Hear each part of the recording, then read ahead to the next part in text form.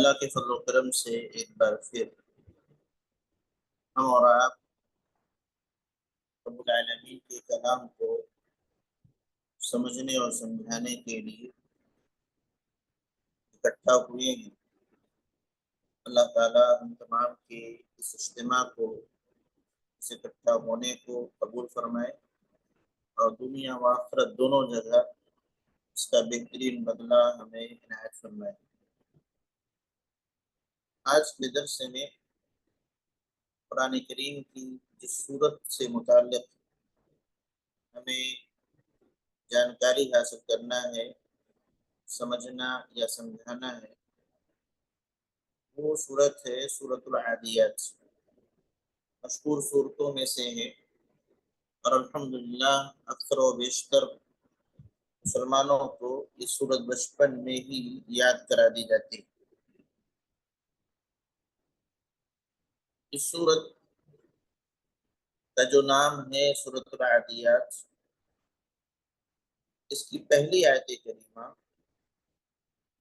والعادیات ضبحا سے ماخوذ ہے، یعنی اسی سے لے کر کے اس صورت کا نام العادیات رکھا گیا۔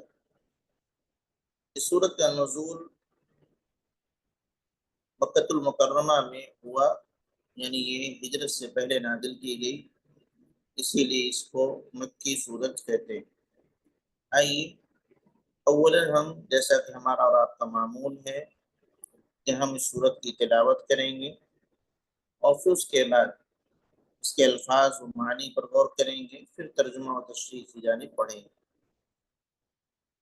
گزارش ہے کہ اپنے سامنے مصحف رکھیں اور ساتھ ہی نوٹ بک، تاکہ جو اہم باتیں آپ کے سامنے پیش کی جائیں آپ اپنے طور پر ان باتوں کو نوٹ کر سکیں۔ اعوذ باللہ من الشیطان الرجیم، بسم اللہ الرحمن الرحیم، والعادیات ضبحا فالموریات قدحا فالمغیرات صبحا فأثرن به نقعا فوسطن به جمعا إن الإنسان لربه لكنود وإنه على ذلك لشهيد وإنه لحب الخير لشديد أفلا يعلم إذا بعثر ما في القبور وحصل ما في الصدور إن ربهم بهم يومئذ لخبير۔ بسم الله الرحمن الرحيم، والعاديات ضبحا فالموريات قدحا فالمغيرات صبحا فأثرن به نقعا فوسطن به جمعا إن الإنسان لربه لكنود وإنه على ذلك لشهيد وإنه لحب الخير لشديد أفلا يعلم إذا بعثر ما في القبور وحصل ما في الصدور إن ربهم بهم يومئذ لخبير۔ سورۃ العادیات میں بہت سارے الفاظ ایسے ہیں جن کا تعلق ایک جانور، اللہ کی ایک مخلوق گھوڑے کی مختلف کیفیت سے ان الفاظ کا تعلق ہے۔ اللہ رب العالمین نے اہل عرب کے یہاں جو چیزیں بڑی اہمیت کے حامل تھے ان کی نگاہ میں بسا اوقات ان کی قسمیں کھائی ہیں اور قسم کھا کر کے ان کی اہمیت کو ہی بدلایا ہے، اور ان کو بھی اسی حوالے سے کچھ چیزوں سے متنبہ کیا، آگاہ کیا کہ آپ کی نگاہوں میں ان چیزوں کی اہمیت ہے، تو پھر اس کی وجہ سے کیا خسارہ آپ کا ہو رہا ہے، کیا نقصان ہو رہا ہے۔ چنانچہ پہلی آیت ہے وَالْعَادِيَاتِ ضَبْحًا۔ اس آیت میں دو الفاظ ہیں، ایک عادیات، دوسرا ضبحہ۔ عادیات ایسے گھوڑوں کو کہا جاتا ہے جو بہت تیز دوڑتے، عادیت ان سے یعنی ایک گھوڑا بہت تیز دوڑنے والا ہو تو اس کو کہیں گے عادیت، لیکن کئی گھوڑے تیز دوڑنے والے ہوں، تیز رفتار ہوں، تو ان کو کہا جاتا ہے عادیات۔ والعادیات، یہاں عادیات سے مراد تیز دوڑنے والے گھوڑے۔ ذبحن کے معنی ہوتا ہے ذبحن، واد باہا، ذبحن ہانپنا۔ جب ہم تیز دوڑتے ہیں تو ہماری سانس بہت تیز چلنے لگتی، جلدی جلدی آنے لگتی، اس کیفیت کو ہانپنا بولتے ہیں۔ گھوڑے تیز دوڑتے ہیں تو اس وقت ان کی جو کیفیت ہوتی ہے وہ ہانپنے لگتے ہیں، اس کا ذکر آیا۔ ذبحن کے معنی ہانپنا، عادیات کا معنی تیز دوڑنے والے گھوڑے، اور ذبحن کے معنی ہانپنا۔ ہانپنا کا مفہوم جلدی جلدی سانسوں کا چلنا۔ یہ کب ہوتا ہے؟ جب ہم کوئی کام بہت تیز رفتاری کے ساتھ کرتے ہیں، دوڑ کے کرتے ہیں، تو اس کے بعد ہماری یہ کیفیت ہوتی ہے۔ دوسری آیت کریمہ فالموریات قدحا، اس کے اندر بھی دو الفاظ ہیں، ایک موریات اور دوسرا ہے قدحا۔ موریات کا مفہوم یہ ہے کہ ایسے گھوڑے جن کے ٹاپوں کی وجہ سے، یعنی زمین پر جب نہ پیر رکھتے ہیں تیزی کے ساتھ تو پتھر سے چنگاری نکل اٹھتی۔ وہ گھوڑے جو پتھروں پہ دوڑتے ہیں، شاید آپ نے گھوڑا اگر دیکھا ہوگا، اس میں ایک چیز ہوتی ہے ان کے پیر کے نیچے جو کھر ہے، ہم لوگ کھر بولتے ہیں اس کو، تو اس کے نیچے لوہے کا ایک ایسے لگایا ہوا رہتا ہے، اس کو نعل بولتے ہیں۔ بہت سارے لوگ اس کو اپنے گھروں میں پھکوائے رہتے ہیں شیطان سے بچنے کے لیے۔ تو وہ ہر گھوڑے کے کھر کے نیچے وہ نعل ٹھوکی جاتی جو لوہے کی ہوا کرتی، جس کی وجہ سے گھوڑے جب دوڑتے ہیں تو دوڑنے کی وجہ سے ان کے کھر پر یا ان کے پاؤں میں زخم نہیں ہوتا۔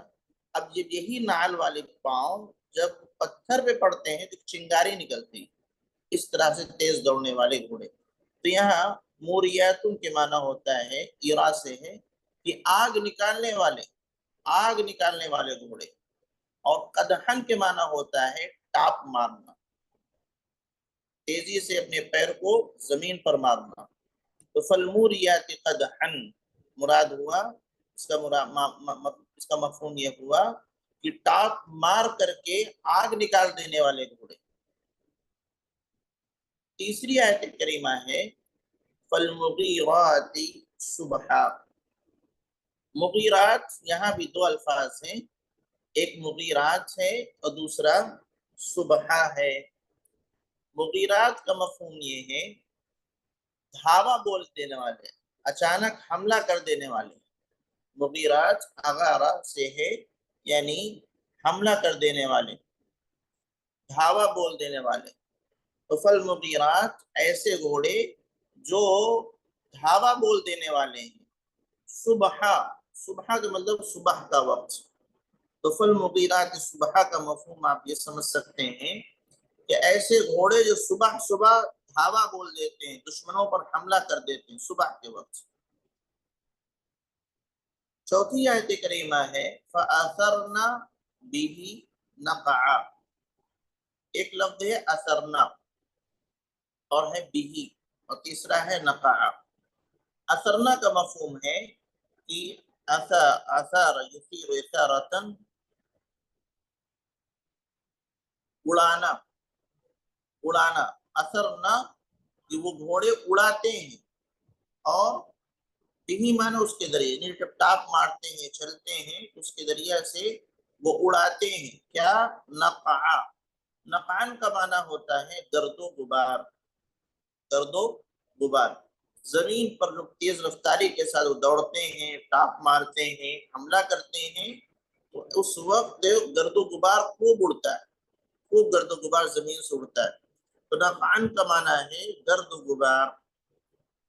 پانچویں آیت کریمہ ہے فوسطنا به جمعا، فوسطنا به جمعا، یہاں ایک لفظ ہے وسطنا اور دوسرا لفظ ہے جمعا، اس کا مفہوم میں دیکھنا ہے۔ تو وسطنا ہوتا ہے، وسطن کے معنی آپ جانتے ہوں گے کسی چیز کا بیچ کا حصہ، وسطن بولتے ہیں، وسط ان دونوں کے بیچ میں، تو وسطنا کا معنی ہوتا ہے کہ وہ گھوڑے داخل ہو جاتے ہیں، بیچ میں داخل ہو جاتے ہیں، کہاں؟ جمعہ، جمعہ کا معنی ہوتا ہے لشکر، اب یہاں مراد کیا ہوگا؟ دشمنوں کا لشکر، وہ گھوڑے فوسطنا به جمعہ کہ وہ گھوڑے دشمن کے لشکروں کے بیچ میں داخل ہو جاتے ہیں، یعنی اتنے تیز ترار ہیں، بہادر ہیں، نڈر ہیں کہ لڑائی کے میدان میں پیچھے نہیں ہٹتے، پیٹ پھیر کر بھاگتے نہیں ہیں، گھستے چلے جاتے ہیں، اور جب گھماسان کی لڑائی ہوتی ہے تو اس میں شریک رہتے ہیں۔ اللہ تعالیٰ نے ان 5 آیات میں گھوڑوں کی کیفیت ذکر کی، پہلی آیت کریمہ میں والعادیات ضبحا، عادیات تیز دوڑنے والے گھوڑے، ضبحن ہانفتے ہوئے، ضبحن کا معنی ہانفنا، ہانفتے ہوئے۔ دوسری آیت کریمہ فالموریات قدحا، موریات کا معنی ہے آگ نکال دینے والے، قدحن مراد ٹاپ مار کر کے، جب زور سے زمین پر اپنے قدموں کو مارتے ہیں تو آگ کی چنگاریں نکلتی ہیں۔ فالمغیرات صبحا، تیسری آیت کریمہ بھی گھوڑے سے متعلق، یہ وہ گھوڑے جو صبح صبح دشمنوں پر حملہ کر دیتے ہیں، دھاوا بول دیتے ہیں۔ فَأَثَرْنَ بِهِ نَقْعًا، چوتھی آیت کریمہ فَأَثَرْنَ، بس وہ اڑاتے ہیں، اڑاتے ہیں کیا؟ نقعان کا معنی ذکر کیا گیا گرد و غبار، دھول، مٹی، تو گرد و غبار اڑاتے ہیں۔ فوسطنا به جمعا، 5ویں آیت کریمہ میں گھوڑوں سے متعلق کہ وہ اسی کے ذریعہ سے دشمن کے لشکر کے درمیان داخل ہو جاتے ہیں، جمعان کے معنی ہوتا ہے لشکر، یہاں مراد دشمنوں کے لشکر، تو وہ گھوڑے دشمنوں کے لشکر کے درمیان اس وقت داخل ہو جاتے ہیں۔ اس کے بعد اگلی آیت کریمہ ہے ان الانسان لربه لکنود، انا کا معنی بے شک، یقیناً کے معنی میں، انسان کا معنی واضح ہے، لربه اپنے رب کے لیے، اپنے رب کے لیے، لکنود، کنود کہتے ہیں ناشکرا، کنود ناشکرا، جس کو نعمتیں ملی ہیں اس کی قدر نہیں کر رہا ہے تو اس کو کنود کہا جاتا ہے، ناشکرا، تو لکنود کا معنی ناشکرا۔ وَإِنَّهُ عَلَى ذَلِكَ لَشَهِيدٌ، اس آیت کریمہ میں انہو کا معنی یقین، علی پر، ذالک وہ، اس، وہ یا اس، وَإِنَّهُ عَلَى ذَلِكَ وہ اس پر، لشہید، لشہید کا معنی ہے گواہ، گواہی دینے والا، وَإِنَّهُ عَلَى ذَلِكَ لشہید وہ اس پر گواہی دینے والا ہے، لشہید، شہید کا معنی گواہی دینے والا۔ ایک شہید کا معنی دوسرا ہوتا ہے جو میدان جہاد میں اللہ کی رضا کے لیے اپنی جان کو قربان کر دیتا، وہ بھی شہید ہے، اور یہاں شہید سے مراد گواہ، گواہی دینے والا۔ پھر اگلی آیت کریمہ ہے وَإِنَّهُ لِحُبِّ الْخَيْرِ لَشَدِيدٌ، انہو کا معنی ذکر کیا گیا، حب معنی محبت، حب کے معنی حب کے معنی محبت، الخیر، حب الخیر، خیر کی محبت، یہاں خیر سے مراد ہے مال، خیر سے مراد مال، لحب الخیر یعنی مال کی محبت، حب الخیر خیر کی محبت مراد، خیر سے مراد مال، مال کی محبت. لشدید، شدید کے معنی ہوتا ہے سخت، پختہ، سخت ہے، پختہ ہے. ابھی ترجمے میں انشاءاللہ واضح ہو جائے گا. افلا یعلم، اگلی آیت کریمہ ہے افلا یعلم اذا بعثر ما فی القبور. افلا یعلم کے معنی ہوتا ہے کیا وہ جانتا نہیں، افلا یعلم کیا وہ جانتا نہیں، اذا بعثر، بعثر کا معنی ہوتا ہے کہ نکال دیا جائے، نکال دیا جائے. اصل بعثرہ، بعثرۃ سے اس کا معنی ہوتا ہے کسی پلٹ کر دینا کہ نیچے کا اوپر، اوپر کا نیچے آ جائے، نیچے کا اوپر ایسا الٹ پلٹ کر دینا کہ نیچے کا اوپر آ جائے، اوپر کا نیچے چلا جائے، اس کو بعثرہ کہتے ہیں. تو یہاں پر اذا بعثر جب وہ الٹ دیا جائے یا نکال دیا جائے، کیا ما فی القبور، قبور کا معنی یہاں ہوتا ہے قبر، قبرستان جو قبریں، تو جو کچھ قبریں میں ہوں گی ان کو الٹ پلٹ کر دیا جائے گا یا نکال دیا جائے گا. افلا یعلم کا مفہوم کیا وہ نہیں جانتا، بعثرہ کا مفہوم کہ جب الٹ دیا جائے گا یا نکال دیا جائے گا. قبور کے معنی قبریں. وحصل، حصل کا معنی ہوتا ہے کہ واضح کر دیا جائے، ہر چیز ایک دم ظاہر کر دی جائے. کیا ما فی معنی میں، الصدور، صدور معنی ہوتے سینے. اس لفظ کو ہم لوگ پڑھے تھے شروع میں لوگ رب الناس میں غالباً یا لفظ گزرا ہے. تو صدور، سینوں کے اندر جو کچھ ہے اس کو ظاہر کر دیا جائے گا، واضح کر دیا جائے گا. ان معنی یقین، ربہم ان کا رب، بہم ان کے بارے میں، یومئذ اس دن، یومئذ اس دن، لخبیر خبر رکھنے والا، لخبیر خبر رکھنے والا، خبر رکھنے والا، باخبر رکھنے والا. تو میں سمجھتا ہوں کہ ان الفاظ کی معنی آپ نے سمجھ لیا ہوگا اور نوٹ کر لیا ہوگا.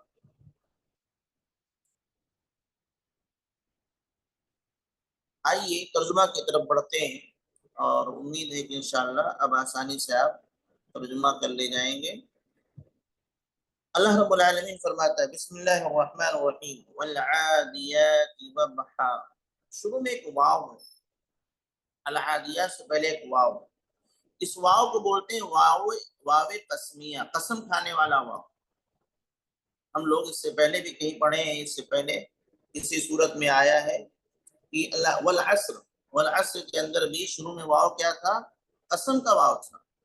تو جب کسی چیز سے پہلے یہ واو لگ جاتا ہے تو وہ قسم کا معنی دیتا ہے. جیسے کہتے ہیں واللہ، کیا ترجمہ ہوتا ہے، اللہ کی قسم. ویسے ہی والعصر، زمانے کی قسم. ایسے ہی یہاں پر والعادیات ضبحا، قسم ہے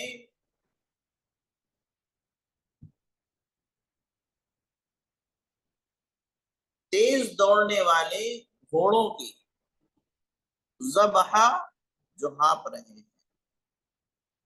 والعادیات، اس کو ذرا ریپیٹ کرنا پڑے گا. والعادیات ضبحا، قسم ہے تیز دوڑنے والے گھوڑوں کی جو ہانپ رہے ہیں. یا تھوڑا سا سینٹنس چینج کر دیں، قسم ہے ہانپتے ہوئے تیز دوڑنے والے گھوڑوں کی، یعنی ہانپتے ہوئے کی کیفیت بیان کرنا ہے، یعنی اتنی تیز دوڑ رہے ہیں کہ ہانپنے کی کیفیت ہے.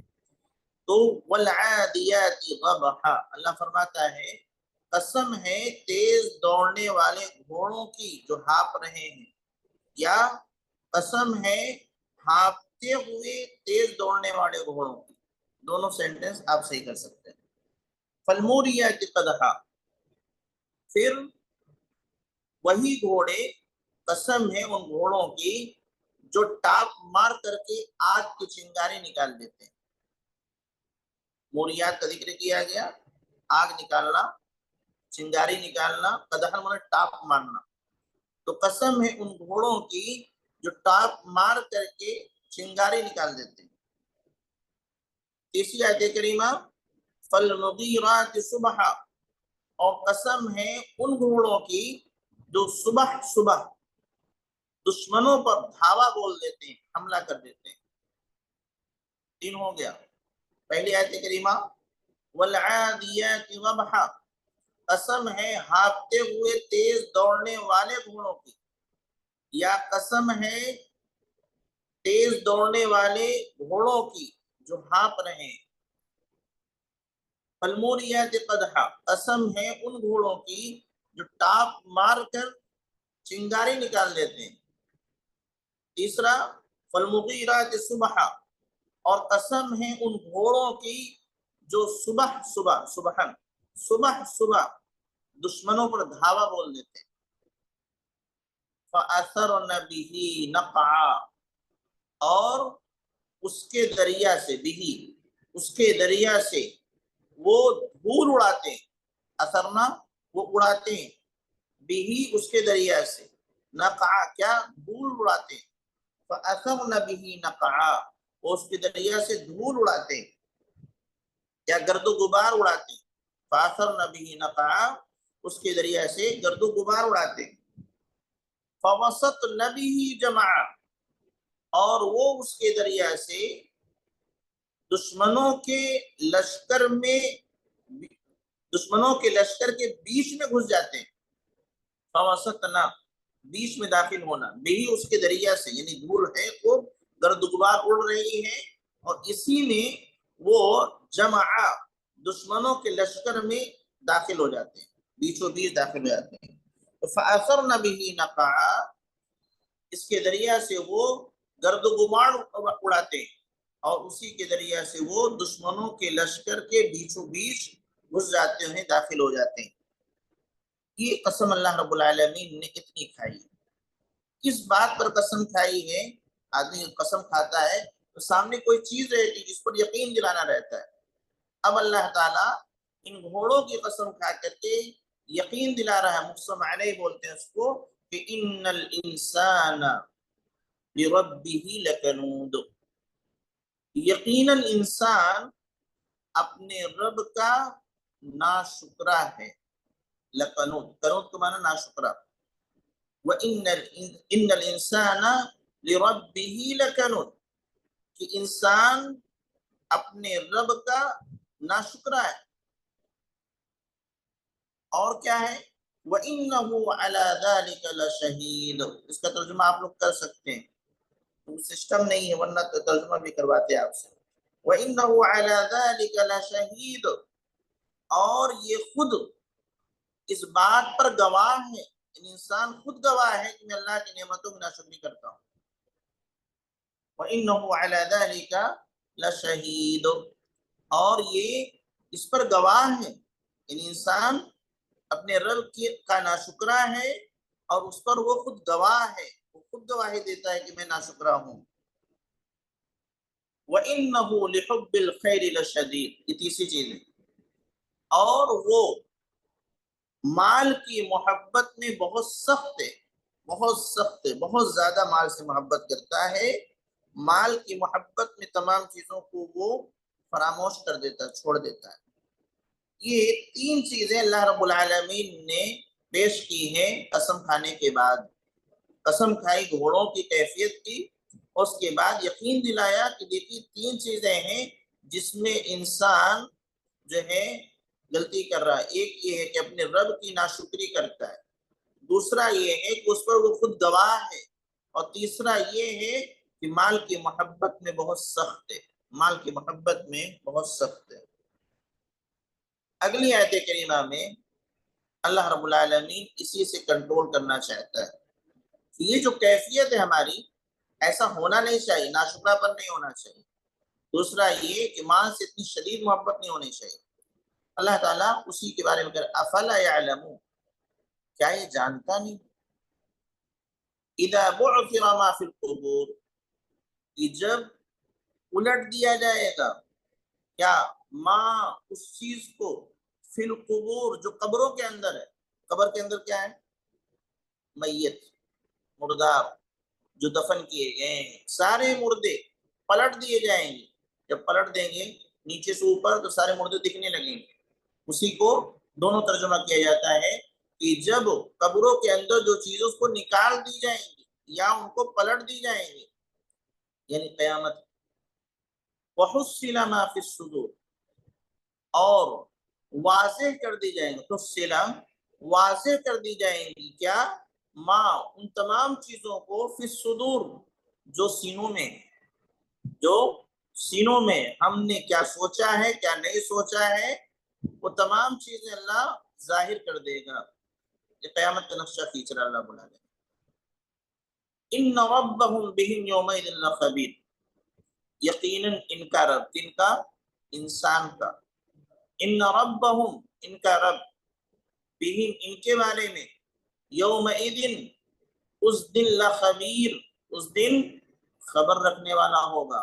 انہوں نے کیا کیا ہے، کیا نہیں کیا ہے، کیا کر کے آئے ہیں، کیا سوچے ہیں، ان تمام چیزوں سے رب العالمین باخبر ہوگا. یہ ہے آج کی اس سورت کا ترجمہ، سورۃ العادیات کا. اس میں چند باتیں ہمیں سمجھنا ہے. خلاصۃ القول اگر آپ دیکھیں ترجمے کے اعتبار سے تو آیت میں 3 حصہ ہے، سورت میں 3 حصہ ہے. پہلی 5 آیتیں قسم پر مشتمل ہیں کہ اللہ نے قسم کھائی. پھر 3 آیتیں ہیں جو مقسم علیہ ہے، جس پر اللہ رب العالمین نے قسم کھانے کے بعد یقین دلا رہا ہے کہ یہ چیزیں تمہارے اندر ہیں، انسان کے اندر. پھر اس کے بعد آخری کی 3 آیات جو ہیں وہ قیامت سے متعلق ہیں کہ ایسا ہوگا، اس دن کیا ہوگا. ٹھیک، یہ سورت کا ترجمہ اور اس کا تھوڑا سا خلاصہ. یہاں پر اللہ رب العالمین نے گھوڑوں کی قسم کھائی یا گھوڑوں کی کچھ حالات و کیفیت کی قسم کھائی. کیا گھوڑے اتنے اہمیت کے حامل ہیں کہ رب العالمین نے قرآن کریم میں نہ صرف ان کا ذکر کیا بلکہ ان کی قسم کھائی. ہاں دیکھیے، ہم لوگ کے یہاں گھوڑے کا تصور نہیں، اس لیے اس کی اہمیت ہمیں معلوم نہیں. آج ہمارے یہاں گاڑیوں کی اہمیت ہے، مرسڈیز ہے، یہ ہے، وہ ہے، اس کی ویلو ہے. لیکن عرب کے یہاں گھوڑوں کی اور اونٹوں کی بڑی اہمیت تھی. خاص طور سے میدان جنگ کے لیے گھوڑوں کی بڑی اہمیت تھی، بڑی ضرورت محسوس ہوتی تھی. جس لشکر کے اندر گھوڑے ہوں اور اس قسم کے گھوڑے ہوں، مضبوط، ٹاپ مارنے والے، تیز دوڑنے والے، حملہ کرنے والے، دشمنوں کے لشکر میں گھس جانے والے، جس لشکر کے اندر ایسے گھوڑ سوار گھوڑے ہوں تو لشکر بہت مضبوط مانا جاتا تھا. بہت مضبوط لشکر ہے، بہت مضبوط فوج مانی جاتی تھی. تو اس لیے چونکہ ان کی نگاہ میں اس کی اہمیت تھی، اللہ تعالیٰ نے انہی چیزوں کو ان کے سامنے رکھ کر کے اگلی بات کی ہے. اس کے علاوہ بھی نبی صلی اللہ علیہ وسلم کی حدیث مبارکہ ہے گھوڑوں کے سلسلے میں، الخیل مفقود فی نواصیہ الخیل الی یوم القیامہ، کہ گھوڑے جو ہیں ان کی پیشانی میں قیامت تک کے لیے خیر باندھا گیا، خیر موجود ہے. وہ 2 صورت ہو سکتی ہے، اجر کے اعتبار سے کہ اس پر اجر ملے گا، دوسرا مال غنیمت ملے گا. یعنی وہ لوگ، یہاں تھوڑی سی 2 جملے میں بتاؤں گا، گھوڑا پالنا یہ اللہ کے نبی صلی اللہ علیہ وسلم کی حدیث مبارکہ ہے کہ ہم گھوڑے کیوں پالیں. بہت سارے لوگ دکھاوا، ریاکاری کے لیے پالتے ہیں، شہرت کے لیے پالتے ہیں، تو ایسی صورت میں یہ گھوڑے ان کے لیے وبال بن جائیں. لیکن اگر گھوڑا اس لیے باندھے ہیں کہ ہمیں دشمنوں سے مقابلہ کرنا ہے تو ایسی صورت میں اس پر اجر ملنے والا ہے. اگر جنگ نہیں ہوئی، پالا ہے اور مقصد یہ ہے کہ اس کے ذریعے سے جہاد کریں گے تو ایسی صورت میں اس پر اجر ملتا رہے گا گرچہ ہم نے اس پر سواری نہیں کی. دوسرا یہ ہے کہ اگر میدان جنگ میں جانے کی نوبت آ گئی تو پھر مال غنیمت ملنا ہی ملنا ہے، کامیابی ضرور مل جائے گی، یہ اشارہ کیا گیا ہے. تو گھوڑے کی اہمیت ان کے یہاں تھی، اس لیے رب العالمین نے ان گھوڑوں کی مختلف کیفیت کی قسم کھا کر کے، اور پھر اس کے بعد جو باتیں کہیں وہ یہ کہ انسان ناشکرا ہے، اپنے رب کا ناشکرا ہے، خود اس پر گواہ ہے، اور اسی طریقے سے وہ مال کی محبت میں بہت سخت ہے۔ سوال یہ ہے کہ اللہ رب العالمین نے فرمایا ان الانسان لربہ لکنود، کہ انسان اپنے رب کا ناشکرا ہے۔ کیا تمام انسان اللہ کے ناشکرے ہیں؟ نہیں، یہاں ال لگا ہوا ہے، یہاں مراد ایسے انسان ہیں جنہوں نے اللہ کی نعمتوں کی قدر نہیں کی، اور وہ انسان اس آیت کریمہ میں شامل نہیں ہیں جو اللہ کی نعمتوں کی قدر کرتے ہیں۔ اب وہ کفار ہیں جو اللہ رب العالمین کی نعمتیں تو ملی ہیں لیکن اس کی شکر گزاری نہیں کرتے، تو ایسی صورت میں وہ ان الانسان لربہ لکنود میں شامل، یا وہ انسان جو مسلمان تو ہیں لیکن اللہ رب العالمین کی نافرمانیاں کرتے ہیں، تو ایسی صورت میں وہ بھی اس آیت کریمہ میں شامل مانے جائیں گے جو اپنے رب کی نعمتوں کی ناشکری وہ کرتے ہیں۔ انسان کیسے اپنے اس بات پر گواہ ہے کہ میں جو ہے اپنے رب کا ناشکرا ہوں؟ اللہ تعالیٰ نے کہا وَإِنَّهُ عَلَى ذَلِكَ لَشَهِيدٌ، کہ انسان خود اس پر گواہ ہے کہ وہ اپنے رب کی نعمتوں کا ناشکرا ہے۔ وہ اس اعتبار سے اپنے عمل کے اعتبار سے ظاہر کر دیتا ہے، وہی گواہی ہے۔ وہ زبان سے نہ کہے کہ میں ناشکرا ہوں، لیکن اس کا ہر عمل گواہی دے رہا ہوتا ہے کہ جو ہے یہ ناشکرا ہے، اللہ نے نعمت دی ہے، اللہ نے اسے پیدا کیا ہے، اللہ اس کی تمام ضروریات پوری کر رہا ہے، لیکن یہ اللہ کی عبادت نہیں کرتا، اللہ کو نہیں پکارتا، کسی اور کو پکار رہا ہے، اللہ کی فرما برداری نہیں کرتا، اپنے من کی فرما برداری کرتا ہے، تو یہ ناشکرا پن ہے، گرچہ وہ زبان سے نہ کہے لیکن اس کے اعمال خود بتاتے ہیں، اور اس کی گواہی کے لیے اس کو بلوانے کی ضرورت نہیں۔ تیسری چیز اللہ رب العالمین نے فرمایا کہ مال کی محبت میں بہت سخت ہے، مال کی محبت میں بہت سخت ہے، تو یقیناً ان تمام برائیوں کا، ناشکرا پن کا، یہ تمام چیزیں اصل اسی وجہ سے ہے کہ مال کی محبت میں انسان اتنا گرفتار ہو جاتا ہے کہ وہ اللہ کو فراموش کر دیتا ہے، اللہ کی ناشکری کرنے لگتا ہے، اللہ رب العالمین کے خلاف بغاوت کرنے لگتا ہے، نعوذ باللہ اللہ کو بھی برا بھلا کہنے لگتا ہے۔ کیوں؟ مال سے محبت، مال سے اتنی محبت ہے کہ آج مسلمانوں کی بڑی تعداد دیکھیں کہ اللہ بلا رہا ہے ہم جائیں گے نہیں، اللہ نے کہا مال خرچ کر دیے کریں گے نہیں، کیوں؟ خرچ کرتے ہوئے مال کی محبت کی وجہ سے وہ اس کو خرچ نہیں کر پا رہا، اتنا لگاؤ ہے مال سے کہ اس کو وہ خرچ نہیں کر پا رہا۔ تو اس بنیاد پر یہ اصل بنیاد ہے کہ مال کی محبت اس کے دل میں اتنا شدید ہے کہ اس کی وجہ سے ہر چیز کو چھوڑ سکتا ہے لیکن مال کو نہیں چھوڑ سکتا ہے، ہر چیز کو فراموش کر سکتا ہے لیکن مال کو فراموش نہیں کر سکتا۔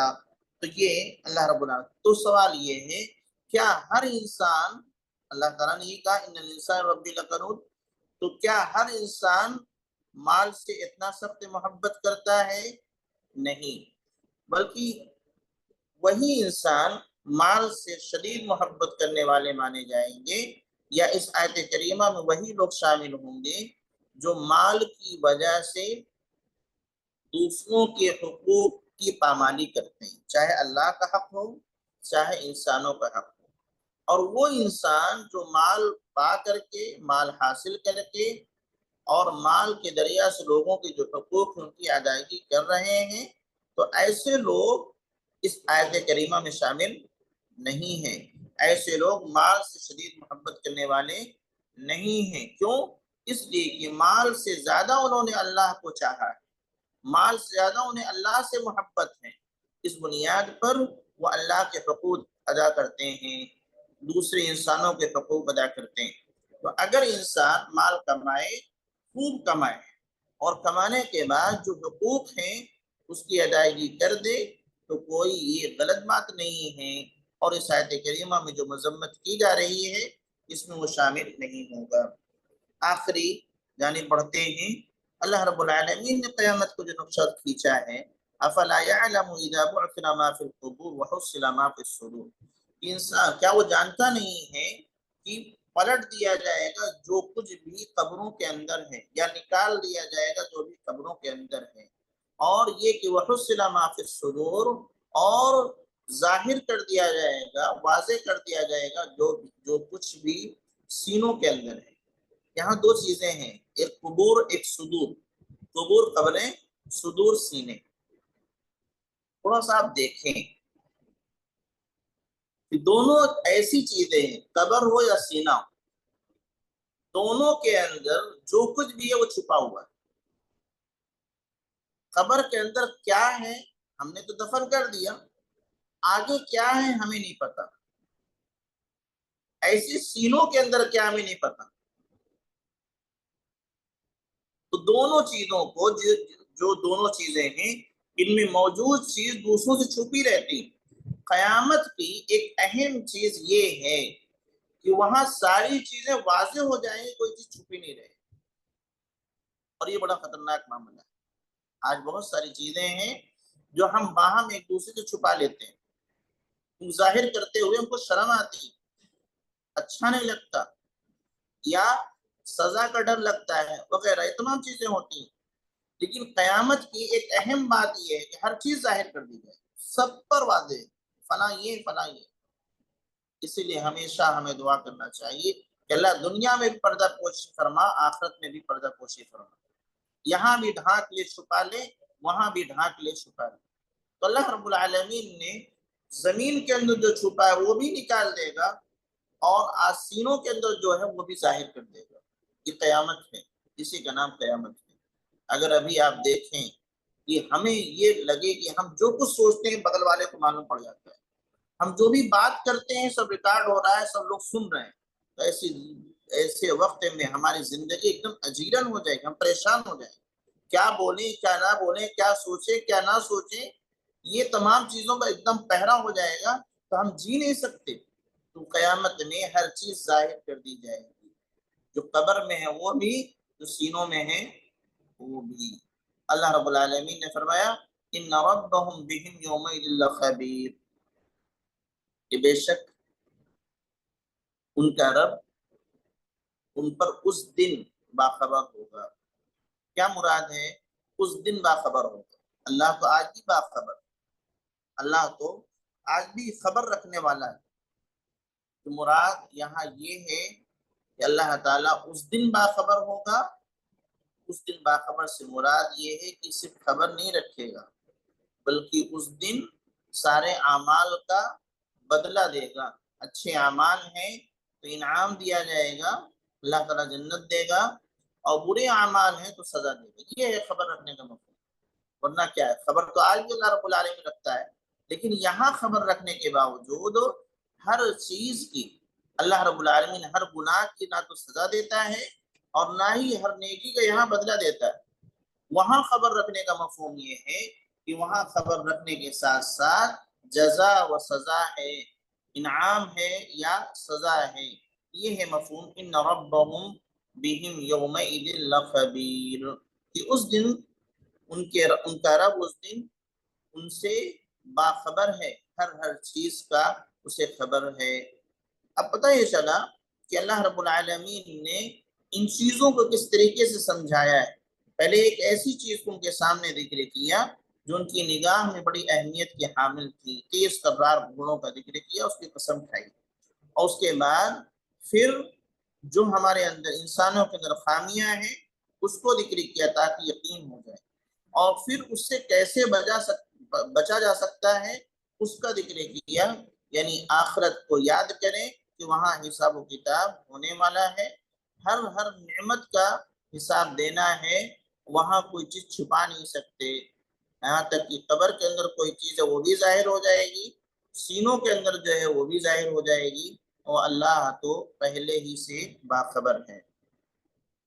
یہاں پر اس صورت کا جو پیغام یا نصیحت کے طور پر ہم چند چیزیں لیں تو پہلی چیز یہ ہے کہ انسانی زندگی میں گھوڑوں کی بڑی اہمیت ہے، اگر اس کو اچھی نیت کے ساتھ اس کو پالا جائے، اس کو رکھا جائے۔ نیت میں نے اس سے پہلے ذکر کیا۔ دوسرا ہے کہ ناشکری سے ہمیں اجتناب کیا جائے، ناشکری سے ہمیں بچنا چاہیے۔ کیا ہے ناشکری؟ جو نعمتیں ملی ہیں اس کا صحیح حق ادا نہ کرنا، یہ ناشکری۔ اور اس کی شکر گزاری کیسے ہوگی؟ شکر گزاری یہ ہے کہ جو نعمت اللہ رب العالمین نے دیا ہے اس نعمت کو ویسے ہی ادا کیا جائے جیسے اللہ تعالیٰ نے بتایا ہے۔ صحت دی ہے، یہ اللہ کی نعمت ہے، اس صحت کا استعمال کہاں کریں گے؟ اللہ کے بتائے ہوئے طریقے کے مطابق۔ اللہ نے علم دیا ہے، یہ اللہ کی نعمت ہے، اس کا استعمال کیسے کریں گے؟ جیسے اللہ رب العالمین نے ترغیب دی ہے یا تعلیم دی۔ مال اللہ کی نعمت ہے، ہمارے پاس مال ہے، اس کو ہم کیسے خرچ کریں؟ اللہ رب العالمین کے بتائے ہوئے طریقے کے مطابق۔ حسن و جمال اللہ کی نعمت ہے، اس کا ہم استعمال کیسے کریں؟ جیسا اللہ اس کے رسول نے، اللہ رب العالمین نے بتایا ہے۔ شہرت ہے یا منصب ہے، عہدہ ہے، یہ اللہ کی نعمت ہے، ان کا ہم استعمال کیسے کریں؟ جیسے اللہ اس کے رسول نے بتایا ہے۔ اولاد ہماری نعمت ہے، اس نعمت کا ہم کیسے شکر گزاری کر سکتے ہیں؟ جیسے اللہ اس کے رسول نے ان کے ساتھ سلوک کرنے کا حکم دیا۔ والدین نعمت ہیں، ان کے ساتھ ہم کیسے شکر گزاری کر سکتے ہیں؟ ان کے ساتھ جیسا اللہ اس کے رسول نے سلوک کرنے کا حکم دیا، ایسی ہر چیز اتنی نعمتیں ہیں کہ ہم شمار نہیں کر سکتے، تو شکر گزاری سب کی کرنی ہے۔ تو جیسے اللہ رب العالمین نے کہا ویسے کر لیں۔ بقیہ اذکار پڑھیں، سبحان اللہ پڑھیں، الحمدللہ پڑھیں، یہ سب شکر گزاری ہے۔ یہاں تک کہ انسان کا اپنا نفس ہے، اپنے جسم کے اعضاء ہیں، ہر عضو کا شکر گزاری کا طریقہ نبی صلی اللہ علیہ وسلم نے سکھلایا ہے۔ وقت کم ہے، آگے بڑھتے ہیں۔ تو ناشکری سے اجتناب کرنا ہے۔ اور یہاں ایک بات ذکر کرتے کہ اگر شکر گزاری کریں گے تو نعمتوں میں اللہ رب العالمین اضافہ کر دے گا، اور ناشکری کریں گے تو اللہ رب العالمین ان نعمتوں کو چھین لے گا یا سخت عذاب سے دوچار کر دے گا۔ اللہ فرماتا ہے وَإِذْ تَأَذَّنَ رَبُّكُمْ لَئِن شَكَرْتُمْ لَأَزِيدَنَّكُمْ وَلَئِن كَفَرْتُمْ إِنَّ عَذَابِي لَشَدِيدٌ، کہ آپ کے رب نے اعلان کر دیا ہے کہ اگر یہ لوگ جو ہے نعمتوں کی شکر گزاری کریں گے تو اللہ فرماتا ہے کہ میں مزید بڑھا چڑھا کر کے اس کو دوں گا، اور اگر یہ ناشکری کریں گے تو ان عذابی لشدید، میرا عذاب بہت سخت ہے۔ آخری پیغام اس صورت کا یہ ہے کہ جو بھی نعمتیں ملی ہیں ان کو استعمال کرتے وقت ہمیں آخرت کو یاد رکھنا چاہیے۔ جب آخرت کو ہم یاد رکھیں گے، ہر معاملہ آخرت سے جوڑ کے دیکھیں گے، تو انشاءاللہ یہی ایک چیز ہے جو ہمیں شکر گزاری پر آمادہ کر دے گی، نعمتوں کے صحیح استعمال پر آمادہ کرے گی، ناشکری سے بچائے گی۔ کیوں؟ اس لیے کہ یقین ہے کہ ہمیں اللہ کی بارگاہ میں جانا ہے، اللہ رب العالمین پوچھے گا، ہر نعمت کے بارے میں پوچھے گا۔ تو یہ چوتھا پیغام ہے، آخرت کو ہمیشہ یاد رکھیں۔ جزاکم اللہ خیر، بارک اللہ فیک۔ سورت سے متعلق یا آج کی تفسیر سے متعلق کوئی سوال ہو تو کیا جا سکتا ہے۔